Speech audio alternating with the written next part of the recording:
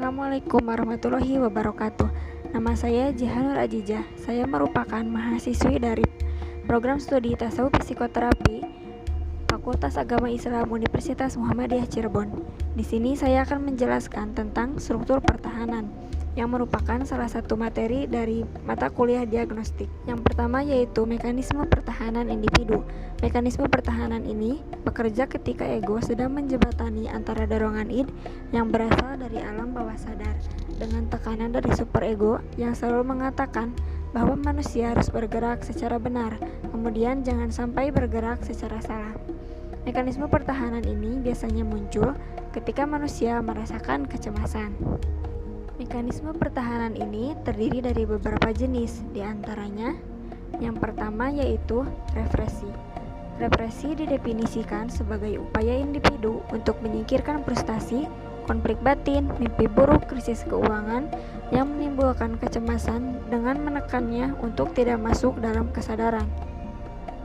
Bila represi terjadi, hal-hal yang mencemaskan itu tidak akan memasuki kesadaran, walaupun masih tetap ada pengaruhnya terhadap perilaku.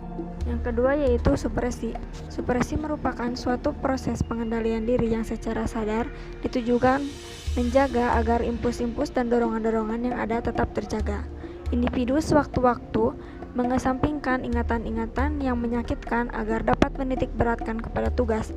Ia sadar akan pikiran-pikiran yang ditekan, tetapi umumnya tidak menyadari akan dorongan-dorongan atau ingatan yang ditekan represi. Lalu yang ketiga yaitu pembentukan reaksi.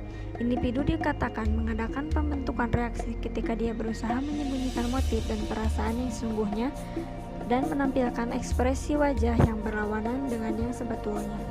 Lalu yang keempat yaitu fiksasi. Dalam menghadapi kehidupannya, individu dihadapkan pada suatu situasi menekan yang membuatnya frustasi dan mengalami kecemasan, sehingga membuat individu tersebut merasa tidak sanggup lagi untuk menghadapinya dan membuat perkembangan normalnya terhenti untuk sementara atau selamanya. Dengan kata lain, individu menjadi terfiksasi pada satu tahap perkembangan karena tahap berikutnya penuh dengan kecemasan.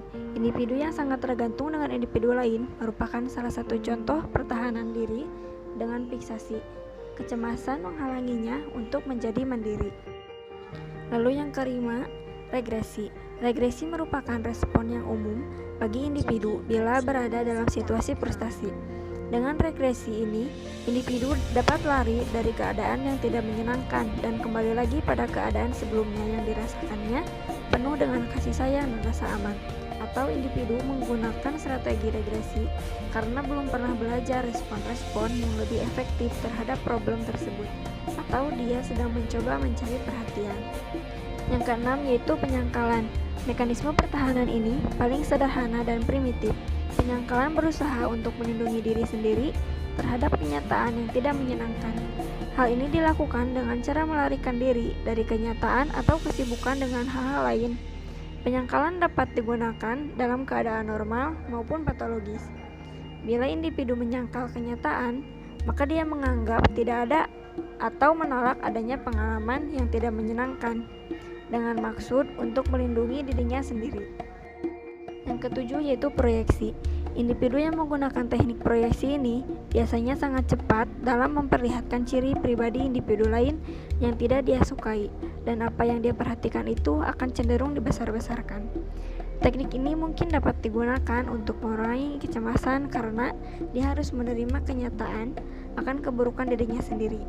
Dalam hal ini, represi atau supresi seringkali dipergunakan pula. Impuls internal yang tidak dapat diterima dan yang dihasilkannya adalah dirasakan dan ditanggapi seakan-akan berasal dari luar diri. Proyeksi merupakan usaha untuk menyalahkan orang lain mengenai kegagalannya, kesulitannya, atau keinginan yang tidak baik. Dan yang kedelapan yaitu sublimasi. Sublimasi merupakan dorongan kehendak atau cita-cita yang tak dapat diterima oleh norma-norma di masyarakat, lalu disalurkan menjadi bentuk lain yang lebih dapat diterima, bahkan ada yang mengagumi. Yang kesembilan, rasionalisasi. Rasionalisasi merupakan upaya untuk membuktikan bahwa perilaku itu masuk akal dan dapat disetujui oleh dirinya sendiri dan masyarakat. Rasionalisasi sering dimaksudkan sebagai usaha individu untuk mencari-cari alasan yang dapat diterima secara sosial untuk membenarkan atau menyembunyikan perilakunya yang buruk.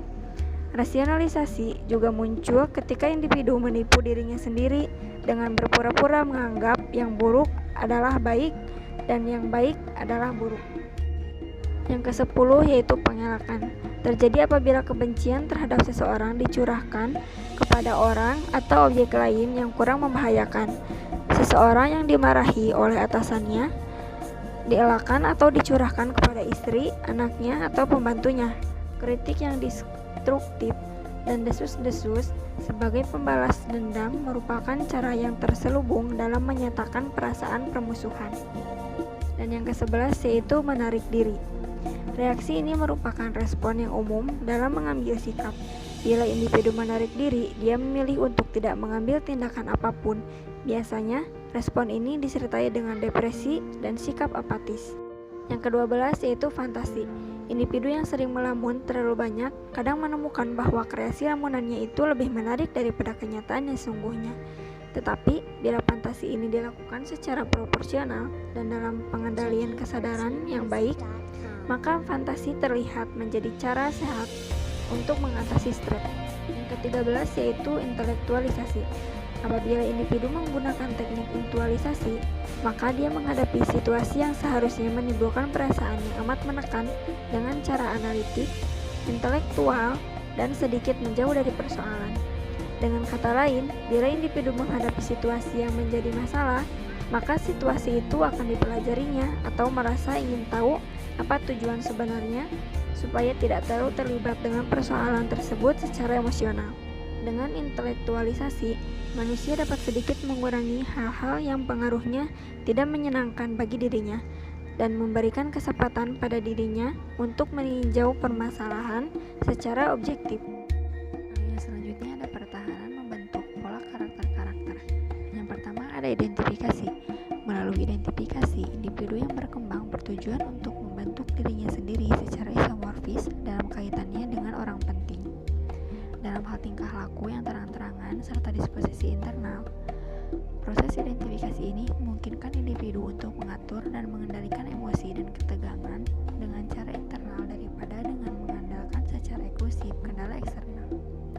Pentingnya pengidentifikasian terletak pada kenyataan bahwa itu adalah bagian aksiomatik dari pembangunan dan tidak dapat dilakukan. Yang selanjutnya, identifikasi proyeksi.